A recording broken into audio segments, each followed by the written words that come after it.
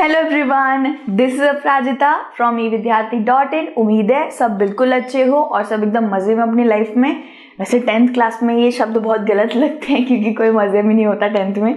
But आज यार हम एक नई बुक स्टार्ट करने जा रहे हैं, आपकी ज्योग्राफी की बुक। और ज्योग्राफी की बुक से हमारा फर्स्ट चैप्टर होने वाला है रिसोर्सेज एंड डेवलपमेंट। ठीक है, सो गाइस ये चैप्टर बहुत ही ज्यादा मतलब इजी चैप्टर तो है, बट इससे रिलेटेड आई थिंक आपने छोटी क्लासेस में भी पढ़ा ही होगा। क्लास 8 में ऑब्वियसली बात है, मैंने क्लास 8 में पढ़ाया है तो मुझे याद है। और देखा जाए तो यार ये चैप्टर आपका पीछा नहीं छोड़ने वाला। हर बार किसी न किसी क्लास के अंदर ये चैप्टर जरूर होता है। 11th में पता नहीं आप लोग ज्योग्राफी लेके पढ़ोगे हिस्ट्री, मैंने तो यार हिस्ट्री लेके पढ़ी थी, बट मे बी ज्योग्राफी में 11th क्लास में भी इससे रिलेटेड कुछ आए। ठीक है, सो वर्थ द चैप्टर है भाई ये, क्योंकि इससे रिलेटेड आता ही आता है। अब भाई सारे के सारे टॉपिक्स को हम लोग देख लेते हैं कि कौन कौन से टॉपिक है। सबसे पहले यार एक छोटा सा इंट्रोडक्शन हम इसी वीडियो में लेंगे, ठीक है, कि what this chapter is all about. यहीं से एक्साइटमेंट आपको बढ़ाएंगे, फिर आप दूसरा टॉपिक देखना।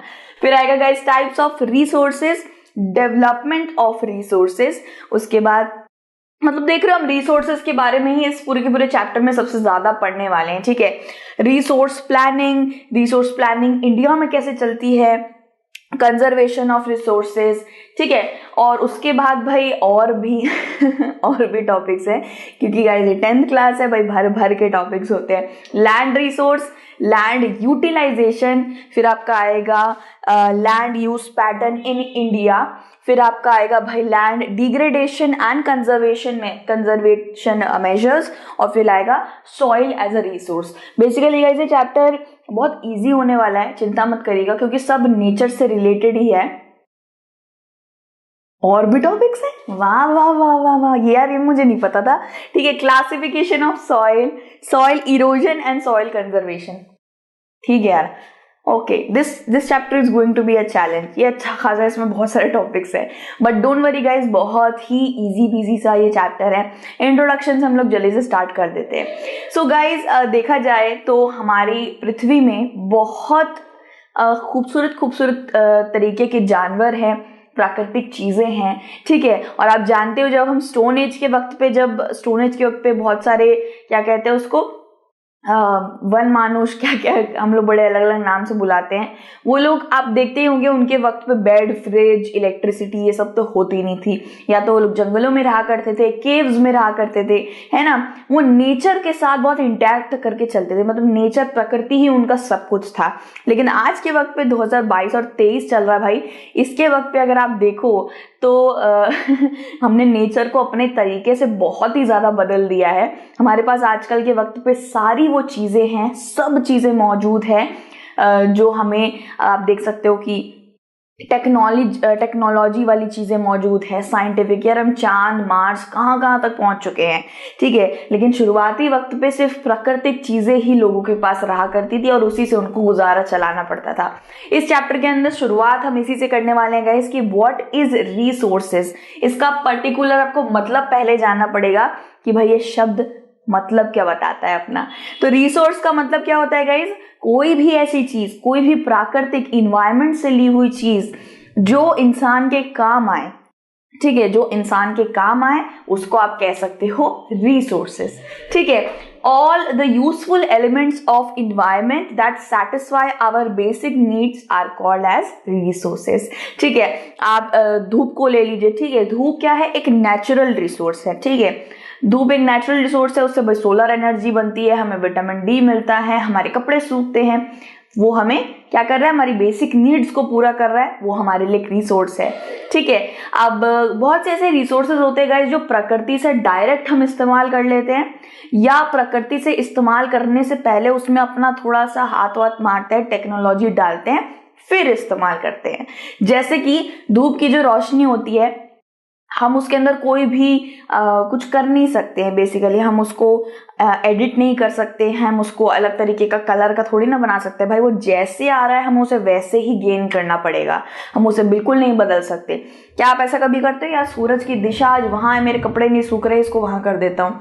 नहीं, हम उसको मॉडिफाई नहीं कर सकते गाइस, क्योंकि वो सूर्य है, हमारे हाथ में उसकी तपन और हमारे हाथ में उसका जगह इधर उधर करने की शक्ति नहीं है।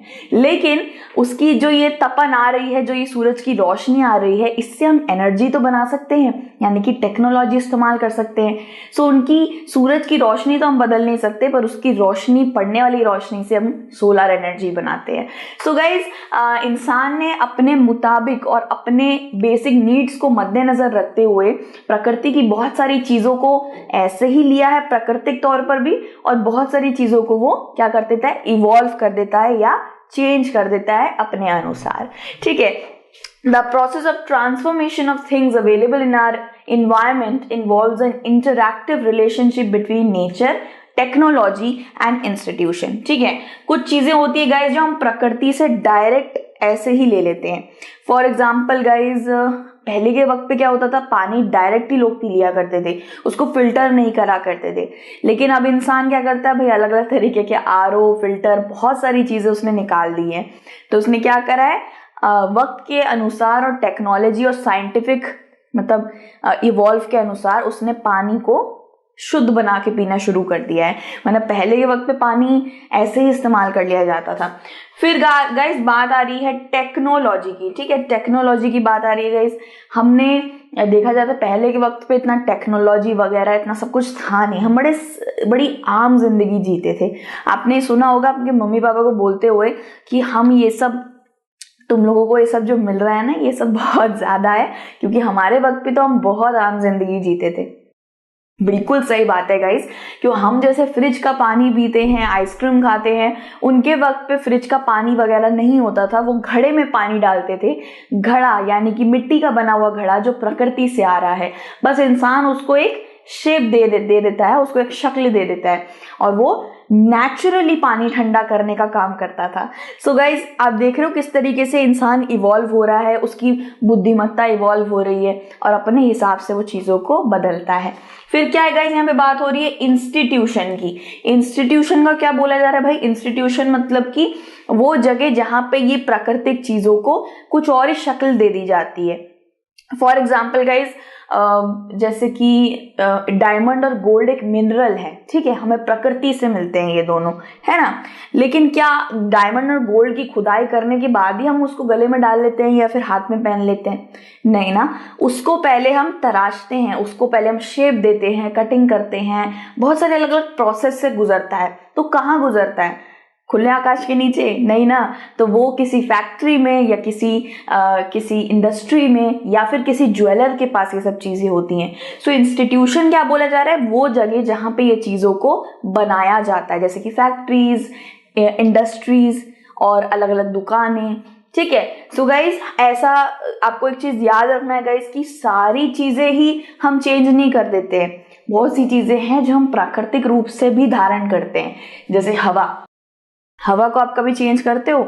आई नो गाइज, बहुत से कंट्रीज है जहाँ पे हवा भी आजकल आर्टिफिशियल बनाने लग गए हैं, लेकिन अभी भी हम हवा प्राकृतिक तौर पर ही लेते हैं। अब ये मेरे आसपास हवा है, क्या मैं इसको बदल सकती हूँ? नहीं बदल सकती।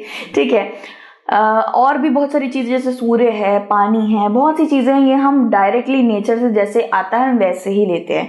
कपड़ा साफ करने के लिए क्या हम पानी को चेंज करते हैं या फिर मॉडिफिकेशन टेक्नोलॉजी? नहीं, हम उसको डायरेक्ट ही पानी में धो लेते हैं, है ना।